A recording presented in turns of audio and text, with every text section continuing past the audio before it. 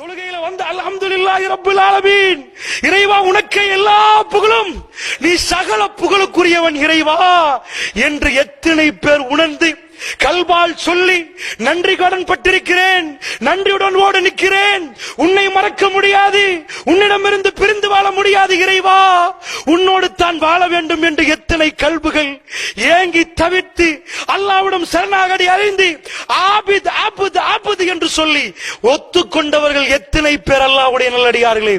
இந்த தொழுகை தான் சஹாபாக்கள் தொழுத தொழுகை. அவருடைய கல்புகள் எல்லாம் கரைந்தது, அவருடைய கண்கள் எல்லாம் கலங்கியது.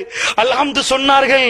அர் ரஹ்மானிர் ரஹீம், ஒரு அடியான் ரஹ்மானிர் ரஹீம் என்று சொல்லுகிற நேரம் அளவற்ற அருளாளன் நிகரே இல்லாத பேரன்பு மிக்கவன் அல்லாஹ் ரப்புல் ஆலமீன் மலக்குமார்கள்ட்ட சொல்றானாம், என் அடியான் என்னை போற்ற வேண்டிய விதத்தில் போற்றிவிட்டால் அல்லாஹு அக்பர்.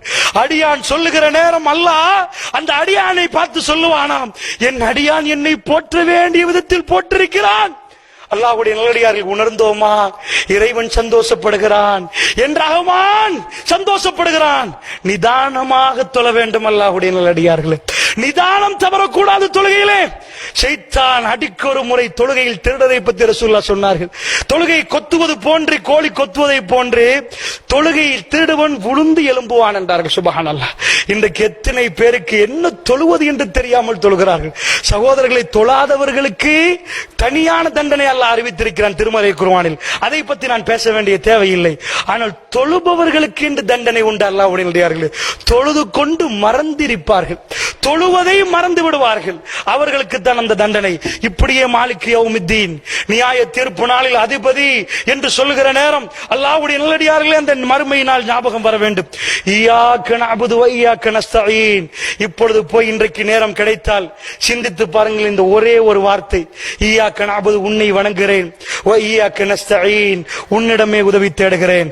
அல்லாஹ்வுடைய நல்லடியார்களே, உங்கள் குழந்தை துடிக்க துடிக்க அழுது கொண்டிருக்கிற நேரம், ஆஸ்பத்திரிக்கு கொண்டு போகிற நேரம், இறைவா அல்லாஹ்வே என் புள்ளையை பாதுகாத்து விடு, என் புள்ளையுடைய நோயை இல்லாமல் ஆக்கிறேன் கையேந்தினீர்களே. அல்லாஹ்வை விட்டு பிரிந்து உங்களால் வாழ முடியுமா? உங்கள் மனைவி ஆஸ்பத்திரியை கொண்டு போய் டாக்டர் கிட்னி ஃபெயிலியர் என்று அழுகிற நேரம், சொல்லுகிற நேரம், தேம்பி தேம்பி அழுதி போய் உலகத்தில் எங்கேயாவது கிட்னி கிடைக்குமாண்டு தேடக்கூடிய கணவர்மார்கள் இருந்தால் சிந்தித்து பாருங்கள், எப்படி அல்லாஹ்வுடைய உதவியை நீங்கள் தேடி இருப்பீர்கள் என்று. அல்லாஹ்வுடைய உதவியோடு தான் காலையில் போய் யா அல்லாஹ் வியாபாரத்தை எங்களுக்கு அலாலாக பரக்கத்தாக செய்து தந்து விடு யா அல்லாஹ் என்று கேட்டீர்கள்.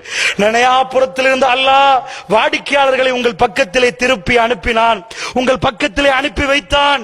அல்லாஹ்வை விட்டும் பிரியவே முடியாது. ஒப்புக்கொள்கிறோம், இய்யாக நஅபுது, உன்னை வணங்குகிறோம் இறைவா, வ இய்யாக நஸ்தஈன், உன்னிடம் உதவி தேடுகிறோம், உன் உதவி இல்லாமல் ஒரு எட்டை கூட எடுத்து வைக்க முடியாது இறைவா. புரிந்து சொன்னோமா அல்லாஹ்வுடைய நல்லடியார்களே? அல்லாஹ்வுடைய நல்லடியார்களே, இப்படியே சூரத்துல் ஃபாத்திஹாவை புரிந்து ஓதாமல் எத்தனை சகோதரர்கள் தொழுதிருப்பீர்கள். இந்த தொழுகை நிச்சயமாக கல்புக்கு அமைதி தராது. ஒரு தடவை புரிந்து தொழுது பாருங்கள். பாறாங்கல்லோடு வந்து அல்லாஹ்வுடைய மஸ்ஜிதிலே வந்து நீங்கள் தக்பீரை கட்டி வீட்டுக்கு போகிற நேரம் பெரும் பாறாங்கல்லை இறக்கி வைத்த மாதிரி இருக்கும். இன்றைக்கு தொழுவது என்பது பாறாங்கல்லை தலையில் தூக்கி வைப்பது போன்று தொழ வேண்டுமே, அந்த அளவுக்கு மாறிவிட்டார்கள் அல்லாஹ்வுடைய நல்லடியார்களே. சஹாபாக்கள் வேகமாக வருவார்கள், யா ரசூலல்லாஹ் தொழுகை நேரம், தொழுகை நேரம், அல்லாஹ்வோடு பேச வேண்டும் யா ரசூலல்லாஹ். அடுத்தது அல்லாஹ்வோடு பேசுவது எப்ப யா ரசூலல்லாஹ்? நாளைக்கு சுபஹுக்லே அல்லாஹ்வோடு பேச வேண்டும் யா அல்லாஹ், நான் அல்லாஹ்வோடு பேச வேண்டும், எனக்கு ஆசை, ஓடி வந்து விடுவார்கள். சுப்ஹானல்லாஹ். அதனால் அல்லாஹ்வுடைய நல்லடியார்களே, இந்த விஷயங்களை ஆழமாக புரிந்து நம்பி நம்முடைய வாழ்க்கையிலே நாம் நடைமுறைப்படுத்த வேண்டும். வல்லனாய் நம் அனைவருக்கு அருள் புரிவானாக. வாஹிர்.